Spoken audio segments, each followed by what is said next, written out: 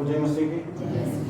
प्रभु की कृपा है, दया है, अनुग्रह है और परमेश्वर पिता हम लोग को बड़ा चंगा रखा है, स्वस्थ रखा है। परमेश्वर की कृपा है कि हम लोग उस परमेश्वर की आराधना भक्ति करते हैं। प्रभु की स्तुति हो। हम लोग आए इस समय बाइबल से निकालेंगे ओयल नबी का पुस्तक।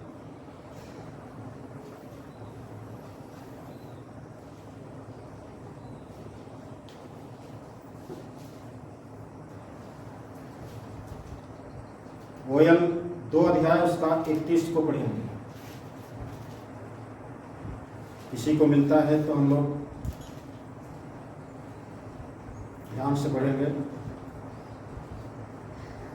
यहोवा के उस बड़े और भयानक दिन के आने से पहले सूर्य अंधियारा होगा और चंद्रमा रक्त सा हो जाएगा। क्या पढ़े हम लोग?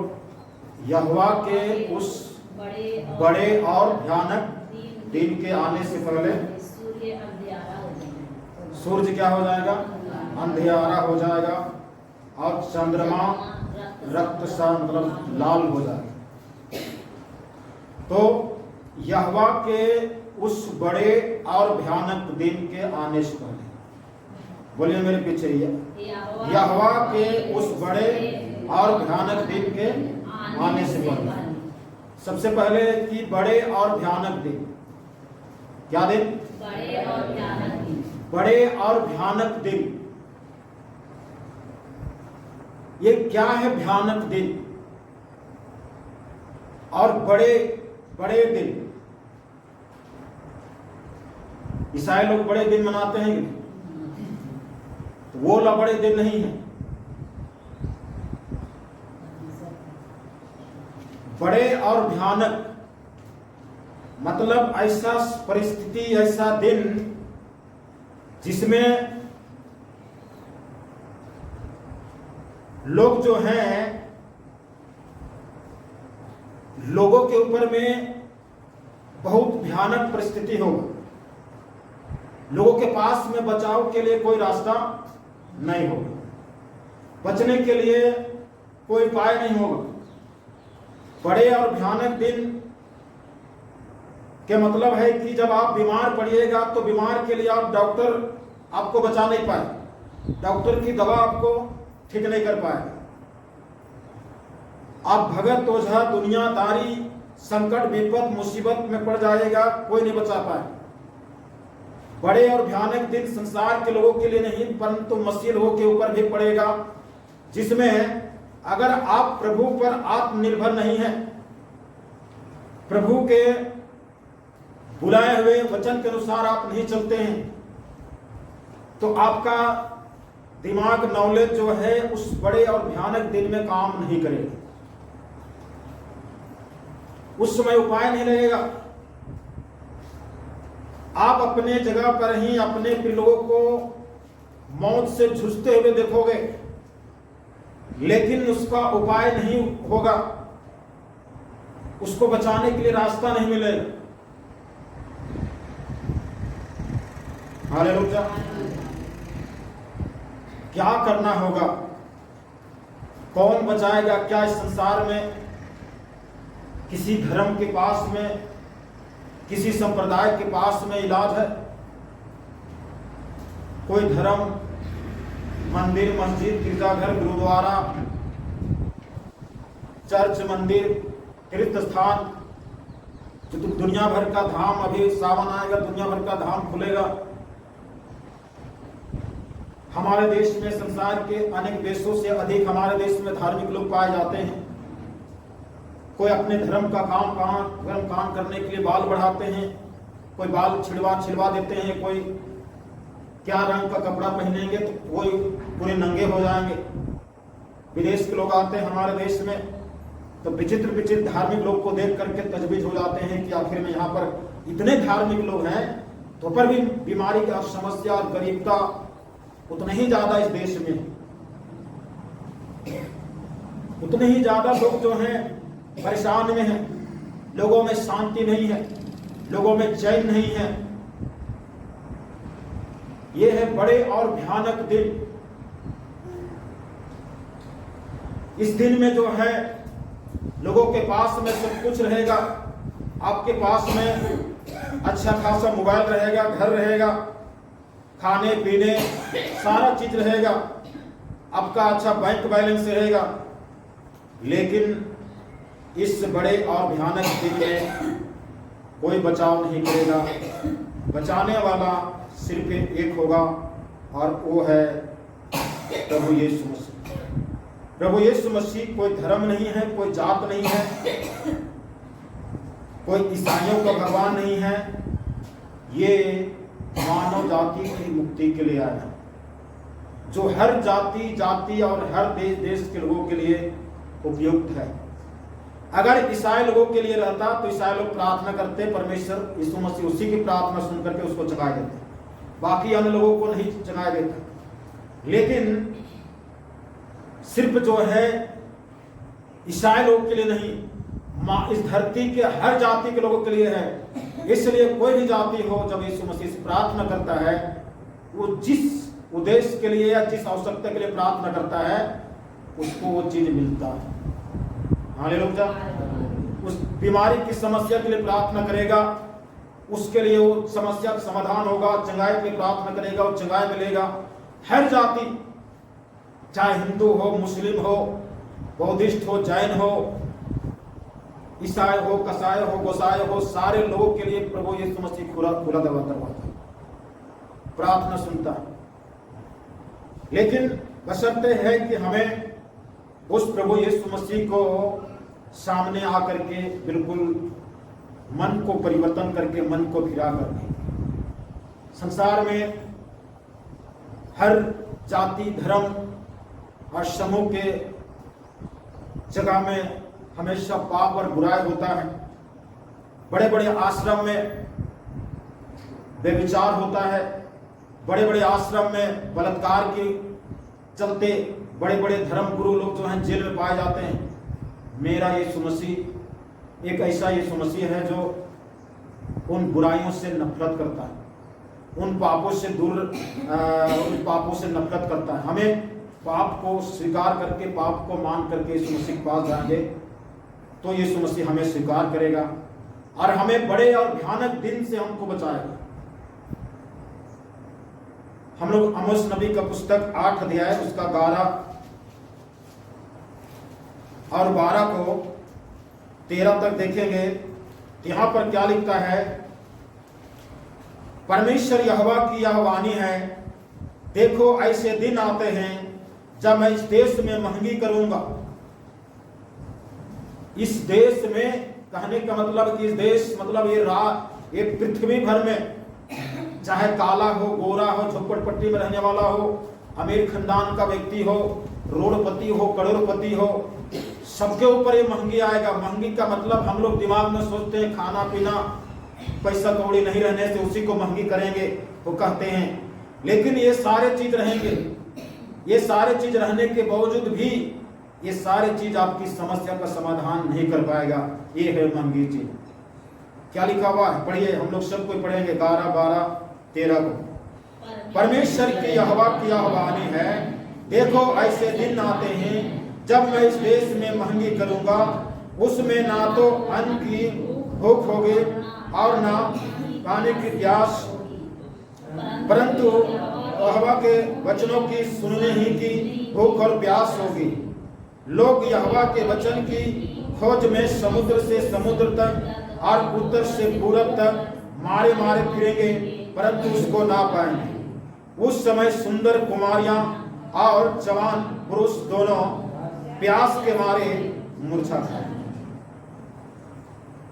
हालेलुया। उस समय क्या क्या चीज की भूख प्यास नहीं होगा? अन्न, पानी, कपड़ा, वस्त्र। यहाँ पर नहीं लिखा हुआ है, लेकिन अन्न पानी का मतलब है कि हमारा सब कुछ सुविधा रहे, हम सुविधाओं के अंबार में रहेंगे, सुविधाओं की कमी नहीं होगी।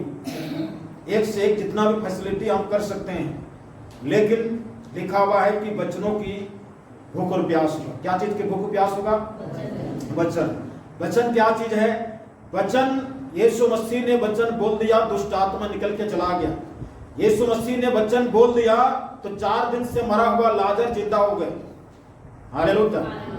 यीशु मसीह ने वचन बोल दिया, 38 साल से बीमार में पड़ा हुआ, खाट में पड़ा हुआ, कमजोर, लाचार, बिल्कुल हड्डी, केवल शरीर में मांस खत्म हो गया, हड्डी चमड़ा सट गया हड्डी में, ऐसे व्यक्ति को परमेश्वर ने वचन बोल करके, यीशु मसीह ने वचन बोल करके उसको जगाए दे दिया। ये वाला वचन की कमी होगा। बाइबल आपके पास में रहेगा, आप इस बाइबल वचन को पढ़िएगा, पढ़ने से कोई फायदा नहीं होगा, क्योंकि ये काम नहीं करेगा। ये वचन अभी एक्टिवेट, जैसे मोबाइल में सिम कार्ड एक्टिवेट है तो फिर आपका नेटवर्क पर पकड़ेगा, इंटरनेट पकड़ेगा, बातचीत होगा, हर मैसेज आपको आप जो है एक दूसरे को भेज सकते हैं। और अगर सिम ही डीएक्टिवेट हो गया, डीएक्टिवेट मतलब वो काम करना बंद कर दिया, तो आप मोबाइल में एक सिम नहीं 50 को सिम लगा लीजिए, फिर कोई काम नहीं करेगा, ना इंटरनेट पकड़ेगा, ना फोन लगेगा, मोबाइल भी कबाड़ी के भाव से बिकना शुरू होता है। वैसे ही ये वचन जो है, जब हम इस वचन को बोलते हैं, इस वचन को सुनते हैं, तो जैसा हम बोलते हैं, जैसा सुनते हैं वचन, हमारे जीवन में काम करना शुरू हो जाएगा। इस वचन की भूख और प्यास होगा। ये वचन बोल देगा कि शांति मिल जाए तो शांति मिल जाए। ये वचन बोल देगा कि हर एक समस्या और बीमारी जो संसार में कहीं ठीक नहीं होता, कहीं भी लाइलाज है, ये संसार में ठीक नहीं हो सकता है, वो यीशु मसीह बोल देगा चंगाई हो जा तो चंगाई हो जाए। ये वाला वचन की भूख और प्यास। लोग इसको खोज के लिए देश देश, राज राज, पूर्व से पश्चिम, उत्तर से दक्षिण घूमेंगे और मूर्छा खा जाएंगे, गिर जाएंगे। जवान कुमारियां और जवान पुरुष जो है प्यास के मारे मुरझा जाएंगे। प्यास, पानी की प्यास नहीं होगी, पानी की प्यास नहीं लगेगा, पानी तो मिलेगा, लेकिन वचन और चंगाई और छुटकारा और शांति के वचन को पाने की भूख और प्यास। हालेलुया। ऐसे बड़े और भयानक दिन आने वाला है। हम मसीह के ऊपर भी लगेगा, संसार के ऊपर में तो इतना लगेगा कि संसार के लोग जो जिस देवता, जिस भगवान की आराधना और पूजा करते हैं ना, लोग उसके समीप जाएंगे, वो जो है पूछेगा तुम कौन हो, हम तुम्हें नहीं जानते, तुमने हमको मूर्ति बना के पूजा किया और कल जाके नदी में और तालाब में दफन कर दिया, हम तुमको नहीं जानते। ऐसे परिस्थिति हो। इसलिए परमेश्वर पिता नहीं चाहता है कि मानव जाति के पास में ऐसा परिस्थिति हो, और विश्वासी जो प्रभु के आराधना भक्ति करते आ रहे हैं, आपके साथ में ऐसा हो, क्योंकि प्रभु आप जिस प्रकार की आराधना भक्ति करते हैं, उस प्रकार की आराधना भक्ति से परमेश्वर खुश नहीं होता है। आप चर्च में तो स्वर्गदूत के समान दूत और दुतनी बन के आराधना भक्ति करते हैं, लेकिन घर में जाते बराबर घुटनी बन जाते। चर्च में आते हैं, ऐसे रंग रूप और धारण करते हैं बिल्कुल स्वर्गदूत और स्वर्गदूतनी के समान, लेकिन घर में जाते बराबर जो है भूत और भूतनी हो जाते हैं। ऐसे आराधकों से परमेश्वर को सख्त नफरत है। ऐसे परमेश्वर की आराधना विनती करने वाले से परमेश्वर की सख्त नफरत है। परमेश्वर कोई आनाकानी नहीं करता है। परमेश्वर, हम जिस परिस्थिति में या जिस हालत में हम चर्च में रह करके आराधना करते हैं, हमें हर जगह में वैसे ही बने रहना, हर जगह वैसे ही हमको भक्ति में लीन रहना है। परमेश्वर ये नहीं सोचे कि चर्च में परमेश्वर रहता, घर में कोई नहीं रहता, इसलिए घर में सब कुछ चलेगा। खबरदार, ऐसे व्यक्तियों के ऊपर में भयानक प्रलय आने वाला, भयानक प्रलय। आप क्या गवाही बना के चल रहे हैं, कैसी गवाही का जिंदगी जी रहे हैं? बोल के गवाही देना ये बड़ी चीज नहीं, आप क्या दिखा रहे हैं ये बड़ी चीज है। हम भले बोल करके कुछ भी बोल सकते हैं, लेकिन हम अपने जीवन के द्वारा, आचरण के द्वारा, स्वभाव के द्वारा, बोली के द्वारा, वचन के द्वारा हम संसार में क्या गवाही दे रहे हैं, क्या पेश हो रहे हैं, ये बहुत बड़ा मायने है। हालेलुया। कोयल नबी का पुस्तक 2 अध्याय और 2 का हम लोग 1 से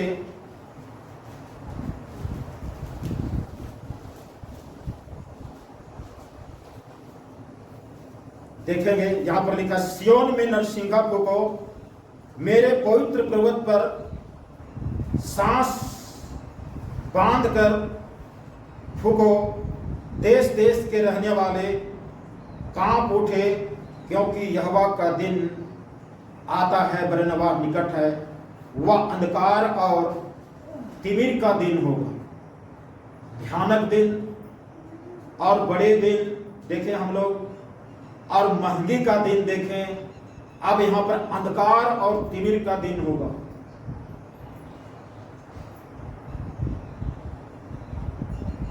हमारे देश में विचित्र विचित्र प्रकार की काम किया जा रहा है। भारत पाकिस्तान युद्ध का झूठ-मूठ कर एक झूठ-मूठ का एक फैलाया गया इंटरनेट पर, और उस बहाने बोला गया कि अपने घर के सब लाइट को बंद कर देना है। बंद करने का मतलब है कि अंधकार को लाना है। अंधकार को लाने का मतलब है कि अंधकार का सम्राट जो शैतान है, यीशु मसीह कहता मैं जगत का ज्योति हूं, और फिर यीशु मसीह हमको कहता है कि तुम जगत की ज्योति हो।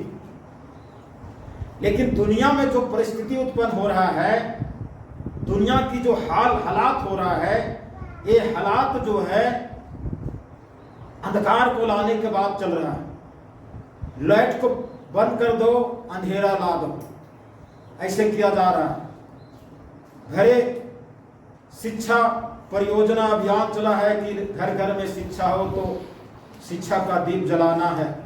लेकिन देखते देखते अंधकार करना है, अंधकार अपने घरों को अंधकार करना है। ये जो है, जो भी नेता मंत्री कर रहे हैं, ये सब कुछ परमेश्वर के जो प्लानिंग था कि लोगों के जीवन में जगत का ज्योति चमके, जगत का ज्योति प्रकाशमान हो, वो चीज का विपरीत दिशा शैतान इब्लीस कर रहा है। शैतान संसार के हर लोगों के को पकड़ के रखा है। अंधकार और तिमिर का दिन आने वाला है। ये अंधकार और तिमिर का दिन भयानक होगा। लोग टटोलेंगे। लोग, अंधकार का मतलब सूरज का लाइट नहीं देगा वैसी बात नहीं, आपका बिजली गुल हो जाएगा वो चीज नहीं। सब कुछ रहने के बावजूद भी आपके आंखों के सामने अंधेरा ही अंधेरा रहेगा, क्योंकि आपकी समस्या का समाधान इस धरती में नहीं मिलेगा तो अंधेरा छा जाएगा। कोई बचाने वाला नहीं रहेगा। खूब चिल्लाइए, खूब पुकारिए, कोई उपाय नहीं होगा, तो उस समय आपका आंख में अंधकार छा गया। प्रभु यीशु मसीह को मानने वाले लोग, आपके ऊपर में होगा अगर टंडेली कीजिएगा ना, वचन का खिलवाड़ कीजिएगा, बोलिए कि सब कुछ चलेगा, हम लोग के ऊपर भी आ सकता है। ईसाई हो जाने से कोई बचा नहीं पाएगा।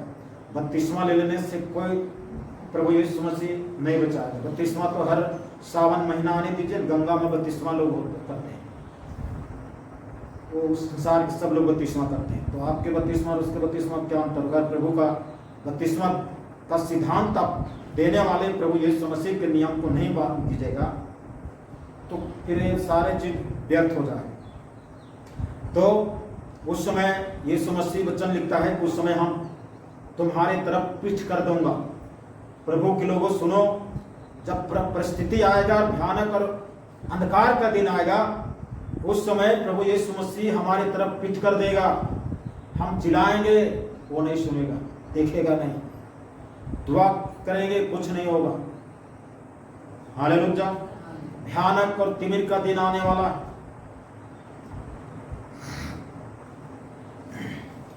दो से आगे देखेंगे, वह अंधकार और तिमिर का दिन होगा, वह बदली का दिन है और अंधियारे सा फैलता है, जैसे भोर का प्रकाश पहाड़ों पर फैलता है, वैसे ही एक बड़ी और सामर्थी जाति आएगी और प्राचीन काल में ऐसा कभी ना हुई और ना उनके बाद भी फिर कभी पीढ़ी में होगी। ऐसे जैसे सूरज का लाइट पहाड़ों में अचानक चमकता है, वैसे ही अंधकार का अचानक आ जाना होगा। हम लोग सोचते हैं कि अभी खाएंगे पिएंगे कुछ नहीं है, ये बहुत भयानक दिन आने वाला है। 4 से आगे देखेंगे। उस भयानक और बड़ी सामर्थी जाति के विषय में जो लिखा हुआ है, क्या है जाति, क्या है सामर्थी, ताकतवर जिसके सामने संसार का कोई भी ताकत काम नहीं देगा, कोई भी टेक्नोलॉजी काम नहीं देगा, कोई भी आदमी का किया गया काम नहीं देगा। तो उसके विषय में लिखता, उनका रूप घोड़ों के सा हो है।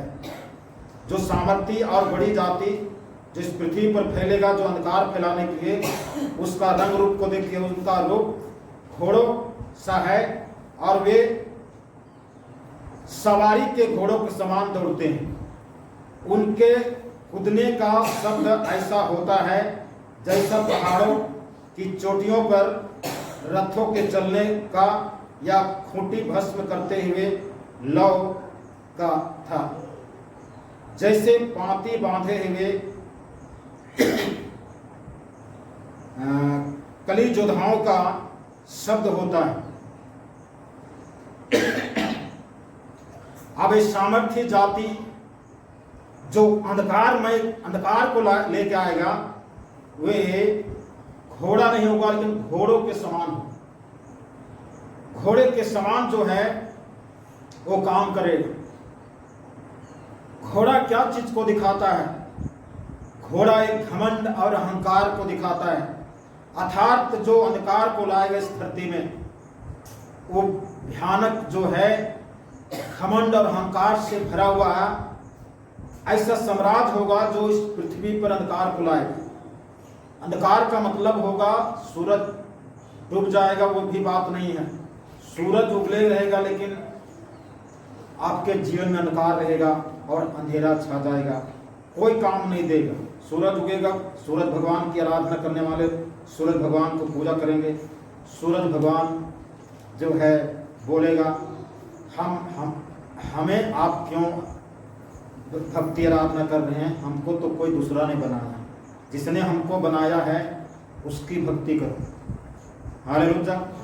किसने बनाया सूरज को? परमेश्वर ने बनाया है, और उस परमेश्वर की आराधना भक्ति हमको करने की जरूरत है। वो परमेश्वर महान है और उस परमेश्वर की आराधना भक्ति करने की जरूरत है, और उसकी आराधना भक्ति करने के द्वारा जो है हम उस परमेश्वर के पास में हम एक अच्छा मेल मिलाप कर सकते हैं और उसकी आराधना कर सकते हैं। प्रकाशित वाक्य पुस्तक में आ जाएं और इस समय 9 अध्याय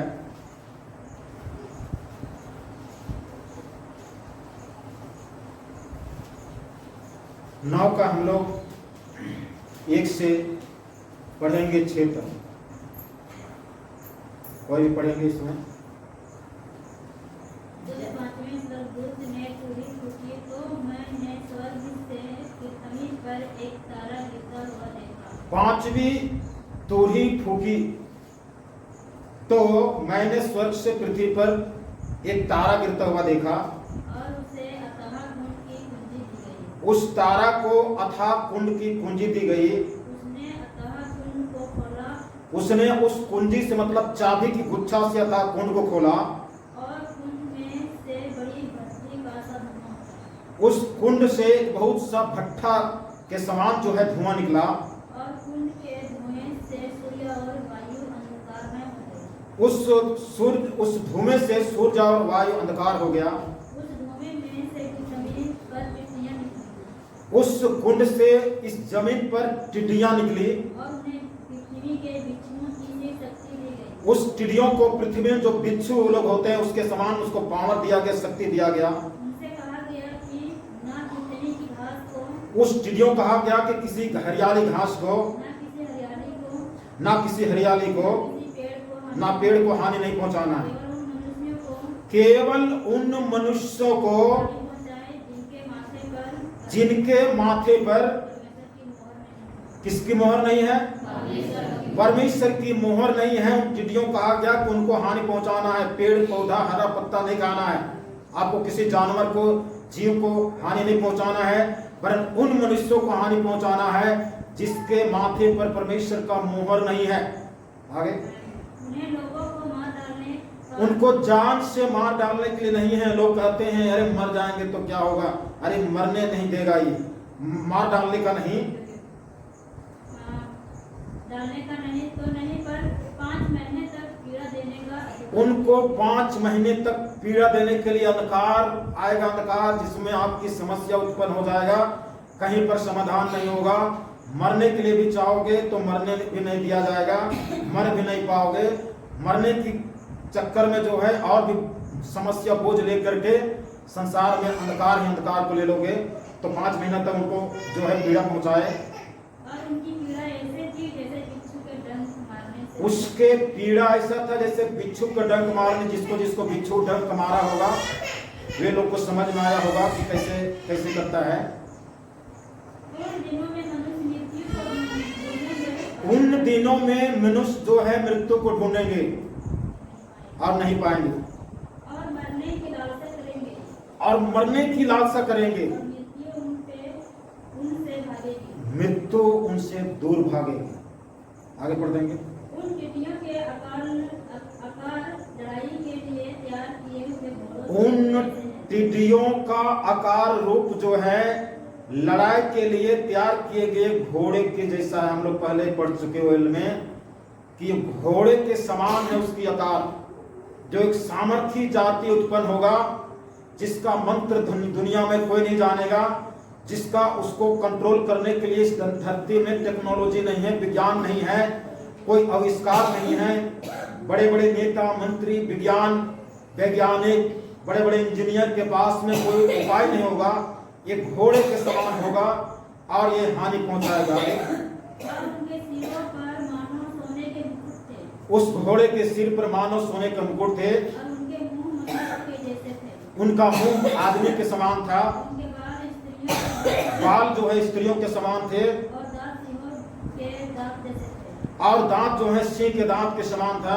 वे लोहे की सी झीलें पहने थे, वो लोहे से झीलम पहने हुए था। पंखों का शब्द ऐसा था जैसा रथों और बहुत से घोड़ों उनका पंख जो है, उनका पंख का आवाज ऐसे था जैसे बहुत से रथ और घोड़ा चलते हैं वैसा, जो लड़ाई में दौड़ते हैं। जो लड़ाई में दौड़ते हैं। उनकी पूंछ बिच्छुओं की सी थी, उनकी पूंछ बिच्छुओं के से थी, और उनमें डंक थे, उनके डंक थे। और उन्हें 5 महीने तक मनुष्य को दुख पहुंचाने 5 महीने तक मनुष्य को दुख पहुंचाने से जो शक्ति मिली थी, जो उसको शक्ति मिली थी, वह उनकी पूंछ में थी। पूंछ में ही सारा चीज था। अतः कुंड का दूत उन पर राजा था, अथा कुंड का दूत जो है उनका राजा था, घोड़े का राजा था।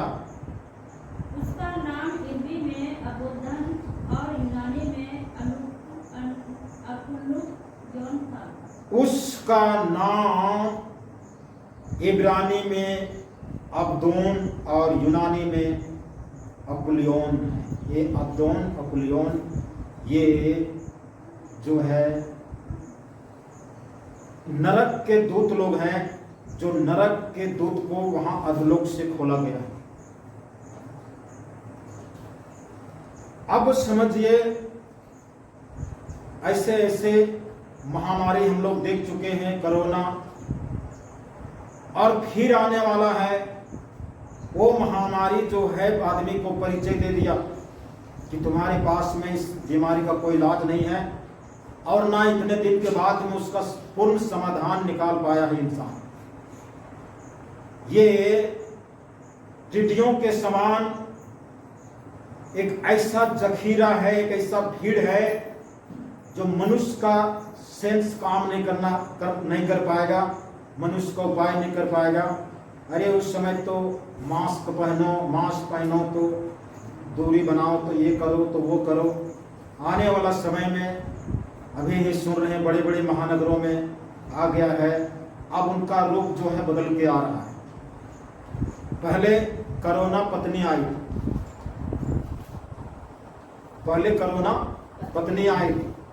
अब कोरोना पत्नी जो है अपने पति के साथ में आ रहा है, तो वो कितना भयानक मचाएगा जिसका कहना मुश्किल है। और वो उसका जो है वो कोरोना कहाँ से आया, उसका राजा कौन है, तो वो है अब्दोन और अपुल्योन, ये नरक से उस कुंड का दूत है, उस अधोलोक का कुंड का एक राजा है ये अपुलोन और अबदोन। ये परमेश्वर का स्वर्गदूत का नाम नहीं है, ये शैतान का दूतों का नाम है। उन्होंने इस धरती में छोड़ दिया गया है और इस भयानक और विपरीत परिस्थिति में लोगों की स्थिति को दुनिया में झांक के देखिए, लोगों में क्या हो गया है। कोरोना आया, कोरोना का वैक्सीन ले लिए, उसके बाद लोगों में क्या हो गया है। ना बच्चे माता पिता की बात को सुनते हैं, ना पत्नी पति का बात को सुनेगा, ना पति पत्नी का बात को सुन रहा है। और इसका उल्टा क्या देख रहे हैं न्यूज में, पत्नी ने अपने पति को बॉयफ्रेंड के साथ में काट के फेंक दिया या ड्राम में डाल करके सीमेंटेड कर दिया, या उसको 35 खंड करके जो है समुद्र में फेंक दिया, तो मिट्टी में गाड़ दिया। ये सारा भयानक और ये दिन ये कोरोना के बाद हो रहा है। लोग एक दूसरे को आदर नहीं करना भूल गए हैं। दूसरे को आदर करने की जो इंसानियत इंसान में था वो बिल्कुल मर चुका है, क्योंकि वैक्सीन में भी टीटी है, वैक्सीन में भी बहुत से छोटे छोटे रोबोट हैं। हमारे बाल जितना मोटा है इसको 1000वां हिस्सा कर दो, 1000 हिस्सा, इस छोटे बाल को जो पतला है उसको 1000 हिस्सा बांटने के बाद में जितना बड़ा होता है उतना बड़ा बड़ा रोबोट का वैक्सीन हमारे शरीर में डाल दिया गया है। और वो रोबोट जो है मनुष्य के खून से लड़ रहा है। मनुष्य का खून, इंसानियत खून खत्म हो चुका है, उस खून दूषित हो चुका है, इसलिए मनुष्य की सोच खराब हो चुका है। कितना बलात्कार, कितने हत्या, कितने मर्डर हो रहा कहना नहीं है। गाड़ी चलते चलते में एक्सीडेंट की संख्या ज्यादा बढ़ रहा है, गाड़ी से टकरा रहा है, एरोप्लेन गिर रहा है, ट्रेन वो गिर रहा है, वो टकरा रहा है। ये दुनिया क्या हो रहा है। दुनिया के नेता मंत्री और लीडर जो है हाथ में हाथ धरे रह के बैठे हुए हैं, क्योंकि उनके पास में इससे बचने की कोई उपाय नहीं है, क्योंकि परमेश्वर की आशीष खत्म हो गया। परमेश्वर का अनुग्रह जो है जगत में धीरे धीरे खत्म हो रहा है। लोगों में आपसी प्रेम खत्म हो रहा है, लोग आपस में प्रेम नहीं कर पा रहे हैं, प्रेम का धीरे धीरे खत्म हो रहा है। इंसान के अंदर में जो इंसानियत था वो इंसान बदल करके रोबोट में बदल जा रहा है। और रोबोट जो है किसी को सुनता नहीं। अब अगर आप लोग वीडियो देखा होगा रोबोट का, चाइना में रोबोट काम करता है, हमारे देश में भी रोबोट जगह जगह में काम कर रहा है। वो रोबोट जो है फिट कर दिया जाता है, उस रोबोट का सैटेलाइट से कनेक्शन रहता है, उस सैटेलाइट का एक मेगा कंप्यूटर से कनेक्ट रहता है। मेगा कंप्यूटर में एक आदमी बैठा हुआ है, रोबोट को जैसा चलाएगा वैसा वो काम करेगा। वो जहाँ काम कर रहा है किसी को सुनेगा नहीं, और किसी को ज्यादा रोबोट के साथ में ज्यादा उलझ जाएंगे तो उसको जो है गलत दबा के मार देगा। वो तो लोहा, आप क्या कर सकते हैं। और ऐसे ही प्रकार का चीज को मनुष्य के अंदर में वैक्सीन के द्वारा डाल दिया गया। ये तो अभी कम है, अभी कोरोना आएगा, कोरोना के बाद में फिर वैक्सीन शुरू होगा। और जब 8 वैक्सीन पूरा कर लेगा ना, तब तो इंसान नहीं है। इंसान नहीं रहेगा, इंसान को देखते बनी होगा। ये दिन आना है। हालेलुया। तो आज हम लोग अगर बचना चाहते हैं, कौन किसका गलती है, कौन किसका गुनाह है, अपराध है, उसको छोड़ करके यीशु मसीह के शरण में पूर्ण रूपेण समर्पण हो जाइए, तभी बच पाएंगे। ये दुनिया में न्याय करना, दूसरे की गलती उसकी ये है, उसका फलना है, ठिकना है, ऐसे है वैसे है, ये चीज करने की जरूरत अब नहीं है। बस पूर्ण मन से परमेश्वर के अधीन में हो जाइए, एक परमेश्वर के गिरफ्त में हो जाइए, परमेश्वर का आत्मा के चलाए चलना शुरू कर दीजिए। परमेश्वर की इच्छा में जिस दिन चलना शुरू कर दीजिए, परमेश्वर जान समझेगा कि इसको कैसे बचाना है। हालेलुया। हम लोग इसी प्रकाशित वाक्य 9 अध्याय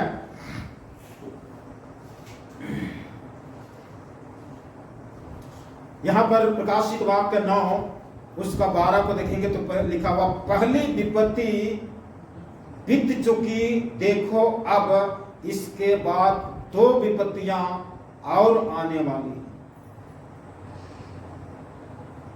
ये टिड्डियों, जो वायरस हमारी आंख के नजर में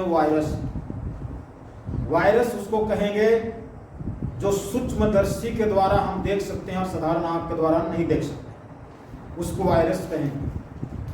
लेकिन परमेश्वर के नजर में वो घोड़े के समान है। उसका पुंछ में सारा कहानी और सारा काम क्रिया पुंछ से ही डंक मारता है, पुंछ से ही इंसान को जो है मार डालता है। आज उन टिड्डियों के कारण बीते कोरोना के समय कितने पास्टर लोग इस जगत से चले गए, कितने विश्वासी लोग चले गए। मसीह समुदाय में एक परीक्षण किया गया, ध्यान सुनिएगा, हम पहले भी कुछ बता चुके हैं। मसीह समुदाय लोग, मसीह परमेश्वर के दास भक्तों लोग इसका सर्वेक्षण किया कि इसको जो है परीक्षण किया कि उस कोरोना से कैसे बचा जा सकता है, कैसे बचने का उपाय है, उसके अलावा कोई उपाय नहीं। तो कोरोना के लिए जिसको कोरोना हुआ वो दूसरे को, पास्टर को बोला कि प्रार्थना मेरे लिए कर दीजिए, हम हॉस्पिटल में हैं, कोरोना पॉजिटिव है और सांस बहुत धड़क रहा है, धड़कन बहुत धड़क रहा है। तो पास्टर उनके लिए प्रार्थना किया और प्रार्थना करने के बाद मर गए। फिर दूसरा वैसे ही प्रार्थना निवेदन भेजा, मेरा भी कोरोना है, उसके लिए भी प्रार्थना किया तो मर गए। इसी तरह से तीसरा, चौथा, पांचवा, 5 गो इसी तरह से प्रार्थना पास्टर किया तो क्या होगा?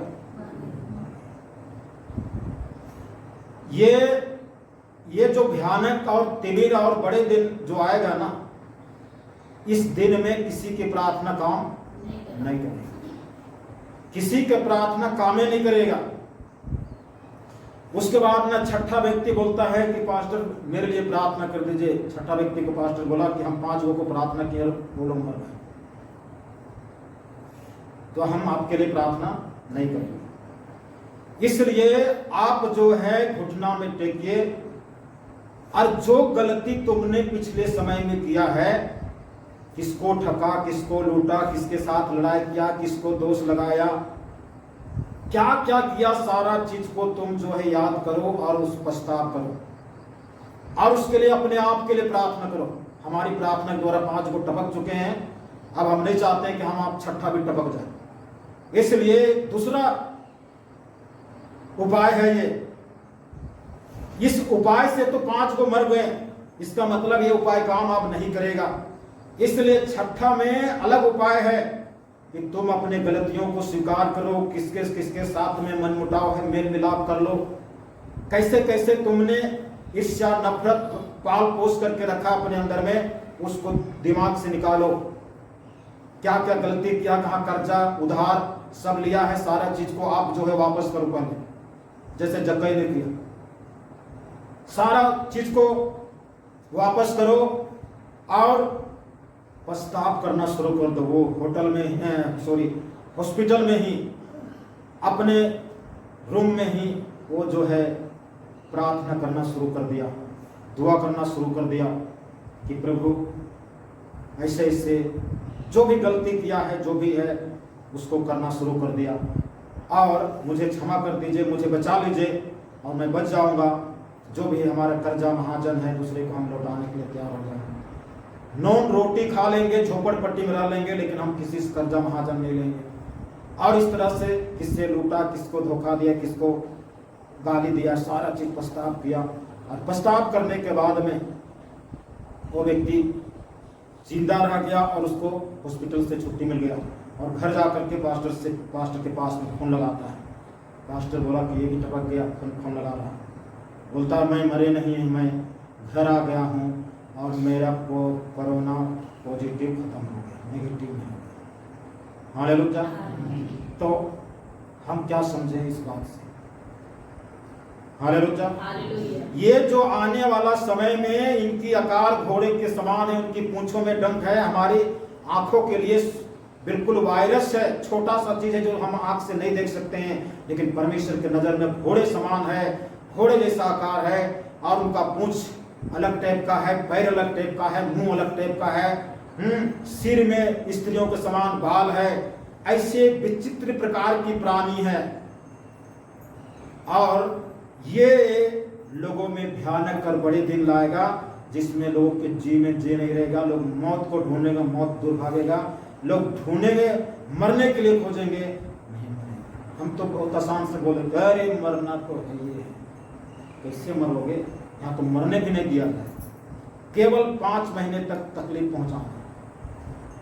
ये 5 महीना तक तकलीफ इसलिए पहुंचाएगा, ये मत समझ लिए कि 5 महीने के बाद में समय जो है बिल्कुल सामान्य हो जाएगा। भूल जाइए इस चीज को, कोरोना के बाद में समय सामान्य नहीं है। अगर आत्मिक दिमाग और थोड़ा सा बुद्धि अगर बढ़कर है तो दुनिया में अपने आप को ढूंढ के जांचिए, परखिए, ये समझ में आ जाएगा। सामान्य नहीं है, बिल्कुल उल्टा पुल्टा चल रहा है संसार। ये सारा चीज जो है दुष्ट की युक्ति के आधार पर हो रहा है। हम लोग को जब तक परमेश्वर में पूर्ण जो है निर्भर अगर नहीं रहते हैं, कोई बचाव नहीं सकता, कोई बचाव नहीं है।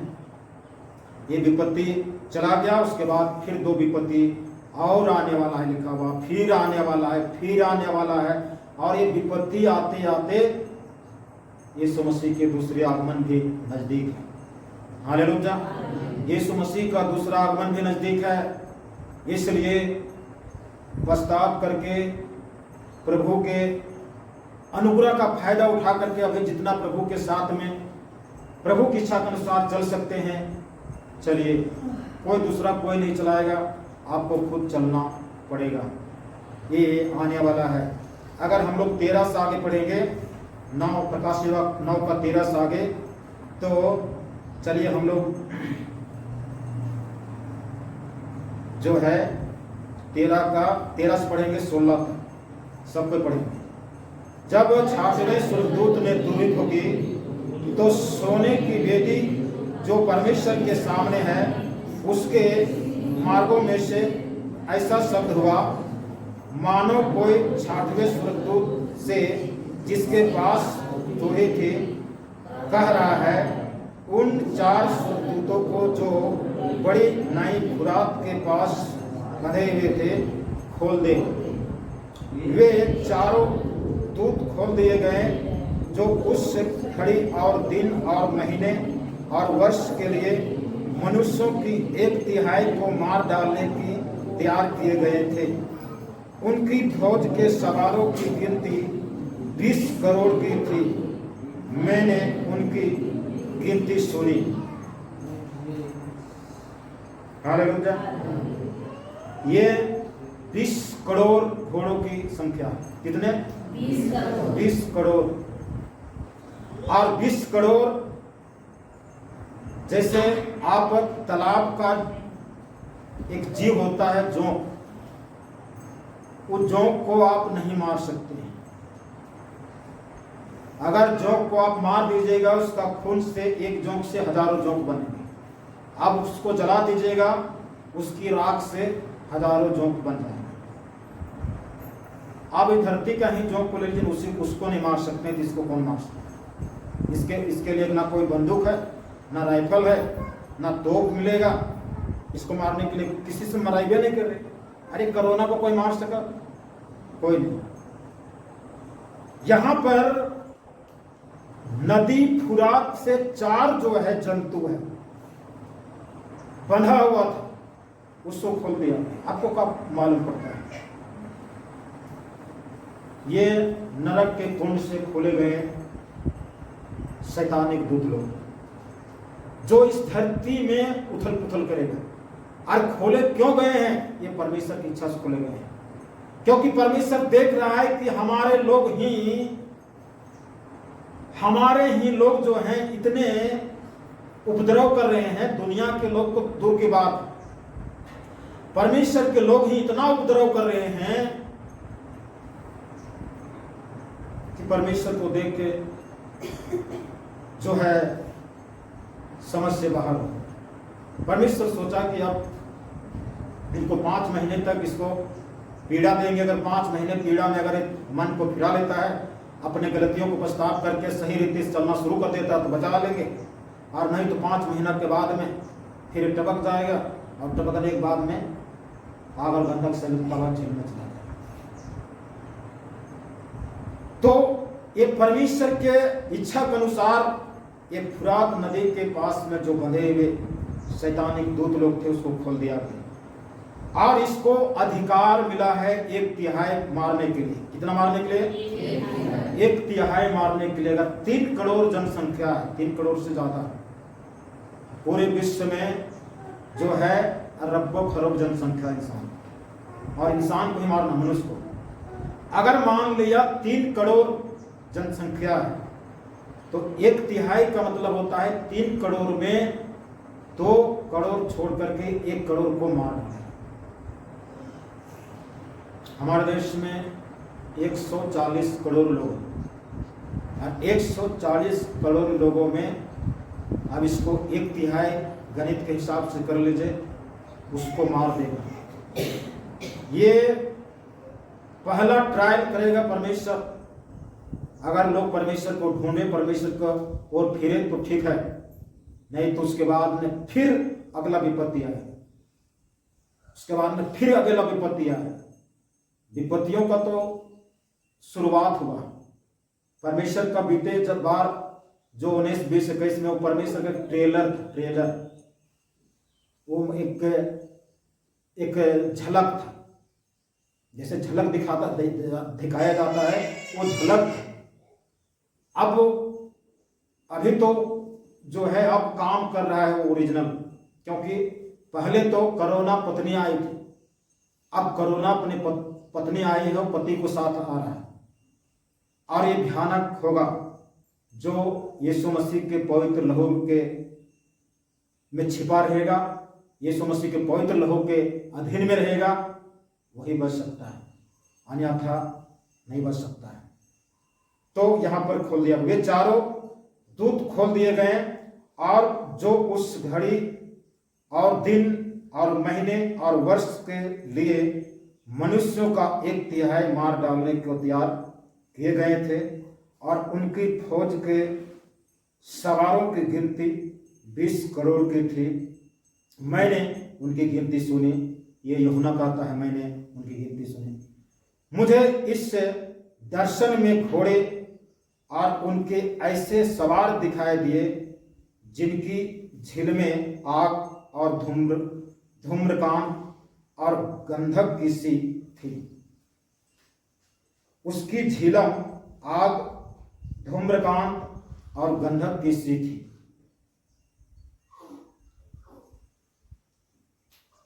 और उन घोड़ों के सिर सिंहों के सिरों के समान, और उसके मुंह से आग, धुआं और गंधक निकलती थी। ये कैसा घोड़ा है जिसका मुंह से आग और धुआं और गंधक निकलता है? ऐसा भी घोड़ा है। इसके मुंह से जो धुआं है, इसके मुंह से जो गंधक है, और इसके मुंह से जो आग है ना, आदमी को ये धुआं जो है बर्दाश्त नहीं हो। कहने का मतलब ये जो ऑक्सीजन जो हम हवा ले रहे हैं, ये ऑक्सीजन दूषित हो जाएगा, और जब ऑक्सीजन दूषित हो जाएगा मतलब इस ऑक्सीजन में धुआं और गंधक और आग जब मिश्रित हो जाएगा, इस मिश्रित हवा को जब हम लेंगे, ये अंदर ही अंदर हमारा फेफड़ा, अंदर की सारा पार्ट को जला देगा।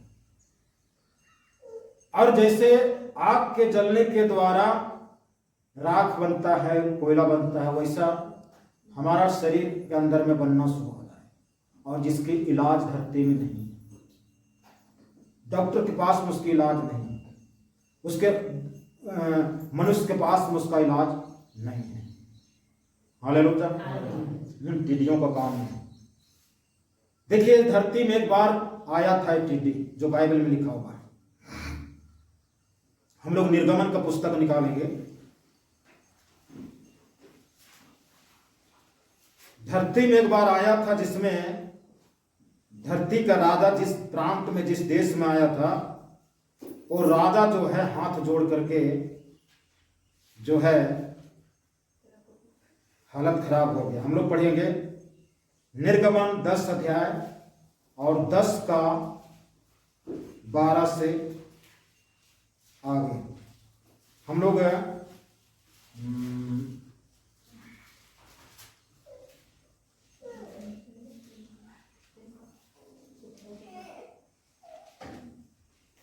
16 तक पढ़ेंगे, 12 से 16 तक। कोई भी पढ़िए ऊंची आवाजों में और सबको ध्यान से सुने और देखें।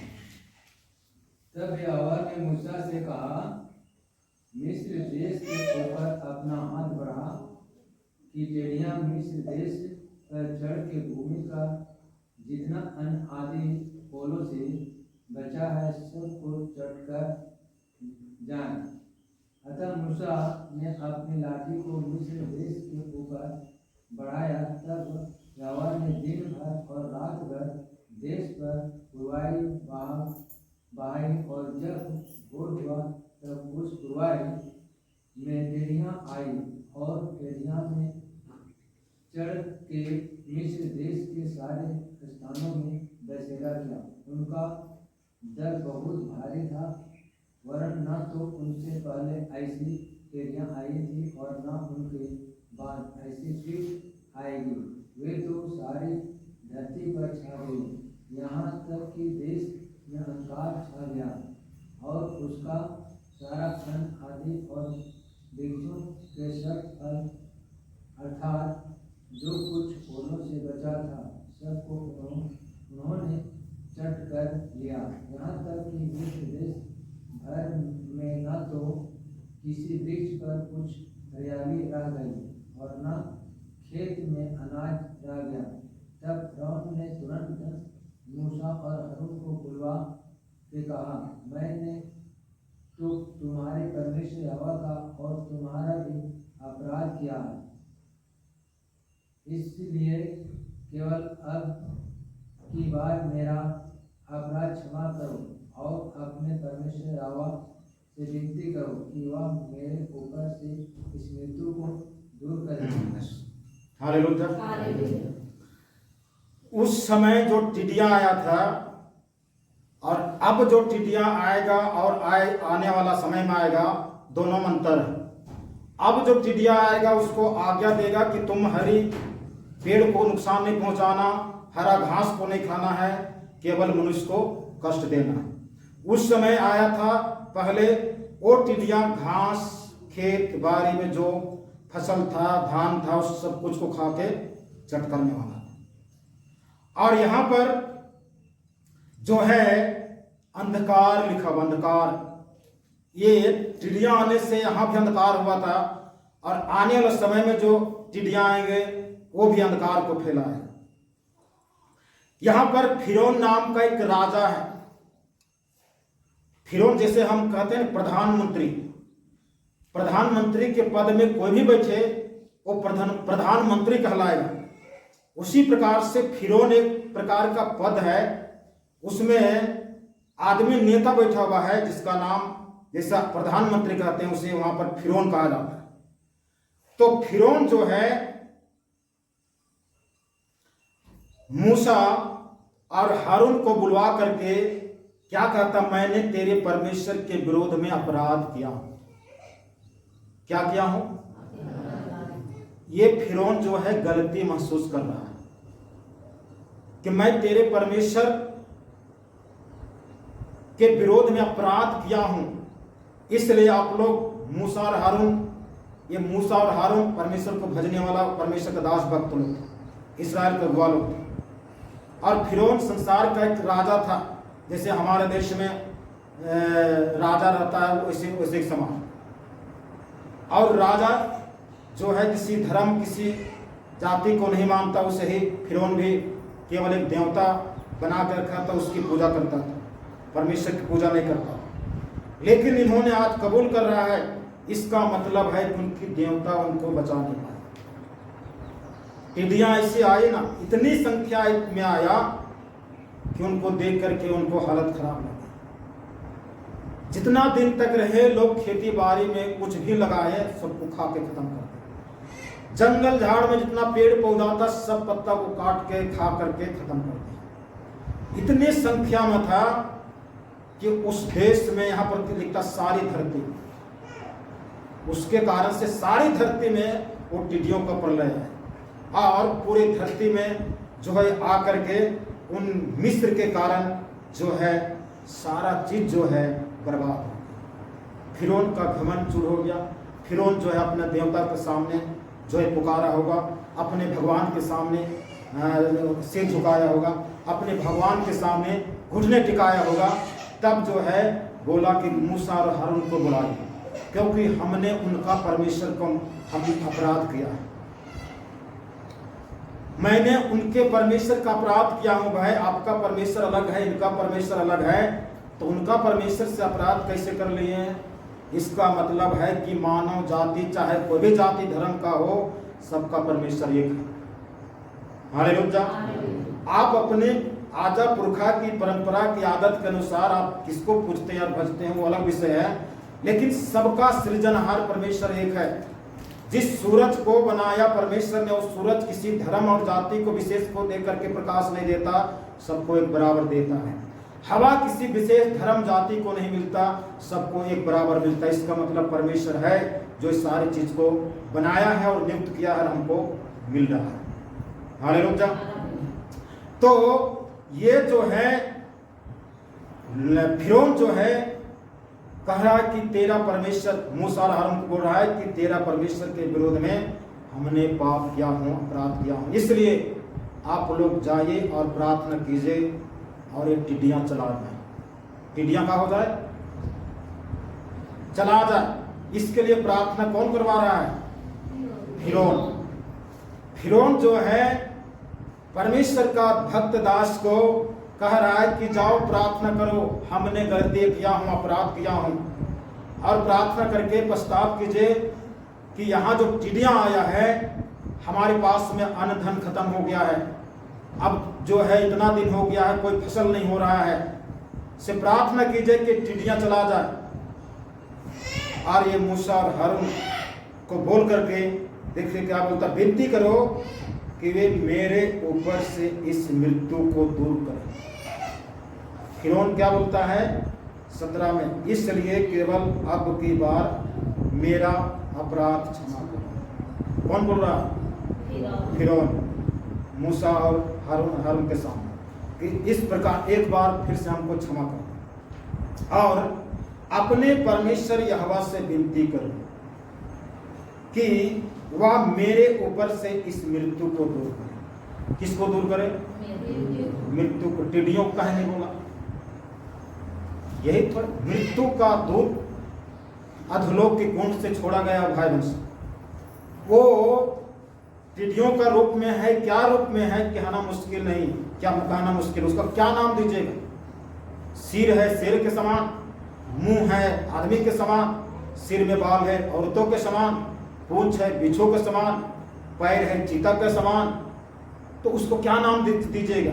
एक जानवर जैसा तो नहीं है। तो यहां पर कहता है मेरे ऊपर से मृत्यु को हटा ले परमेश्वर, इसलिए आप लोग जाकर के प्रार्थना कीजिए। हालेलुया। मेरे ऊपर से मृत्यु को हटा ले। ये है मृत्यु, अंधकार की मृत्यु है। ये टिड्डियों का जब आक्रमण होना शुरू हो जाएगा, मनुष्य का बुद्धि भ्रष्ट हो जाएगा। बड़े बड़े अक्लमंद और वैज्ञानिक जो चांद पर चढ़ने की बात बोलते हैं, मंगल ग्रह पर चढ़ने की बात बोलते हैं, बड़े बड़े ज्ञान की बात बोलते हैं, उनकी बुद्धि भ्रष्ट हो जाएगा, उनके ज्ञान चाहता रहेगा, उनका दवा, उनका मेडिकल, उनका सारा टेक्निक जो है खत्म हो जाएगा। इसलिए हम लोग को जानने की जरूरत है, हमारा यीशु मसीह ही है जो बचा पाएगा। क्योंकि यहाँ पर मूसा और हारून आगे बढ़ेंगे तब आगे मिलेगा कि मूसा और हारून ने प्रार्थना किया और प्रार्थना करने के बाद में परमेश्वर ने पछमाई हवा चलाया और सारे टिड्डियों को उड़ा करके लेके चला गया। उसके बाद में उस देश में शांति पाएगा। हालेलुया। उस राजा का कोई टेक्निक काम नहीं किया, उस राजा का कोई हथियार काम नहीं किया, उस राजा कोई दवा काम नहीं किया, उस राजा कोई फौज काम नहीं दिया, उस राजा कोई मिलिट्री काम नहीं दिया, उस राजा कोई हथियार, कोई बंदूक, कोई तोपखाना, कोई चीज काम नहीं दी, सिर्फ परमेश्वर से प्रार्थना। और यही होगा अंतिम समय में। इस विपत्ति में जो लोग परमेश्वर की से प्रार्थना करेंगे पछताव के साथ, वो बचाए जाएंगे, और जो लोग घमंड में रहेंगे तो वो नहीं बचाए। परमेश्वर के दास के द्वारा टीचिंग्स को सुनने के लिए, अनाउंसमेंट्स और अपडेट्स को जानने के लिए आप हमारे YouTube चैनल को सब्सक्राइब करें और साथ में बेल आइकन को दबाएं, ताकि जब भी कोई नई अपडेट हो तो आप सबसे पहले जान सकें।